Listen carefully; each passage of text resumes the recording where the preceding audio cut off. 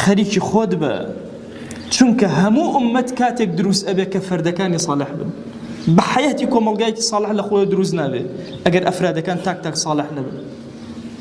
بۆیە ئەمڕۆ یەکێک لە کێشە زۆر گەورەکانمان ئەوەیە پەل ئەکوتین بۆ هەموو شتێک، قسە لە هەموو شتێک ئەکەین، بڕواکە باسی سیاست ئەکرێت کابرا هیچ لە حاڵی نییە لە سیاست، کۆ بەردەم ماڵی خۆ نابینی نەکبەت سیاسەتی جیهانی باسی جەنگی ئۆکراینە ڕووسیا لە خۆی کۆمنتێ ئەنووسی کور من نەکبەتی آخری زەمانە، باسی وەرزشەکرێک گرم شتێک ئەنووسێ کورە تۆ دوو شەق ناتوانین لە تۆپەڵی نەکبەت.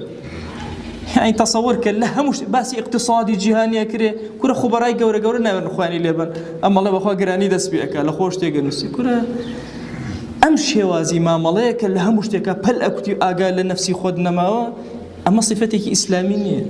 لە ئاخری زەمانە ئینسانی ئیماندار التزامی نەفسی خۆی ڕائەگرێت، ئەبێ بزانێت چۆن مامەڵ لەگەڵ نەفسی خۆی ئەکە، ئەبێ بزانێت چۆن پەروەردەی ئەکا.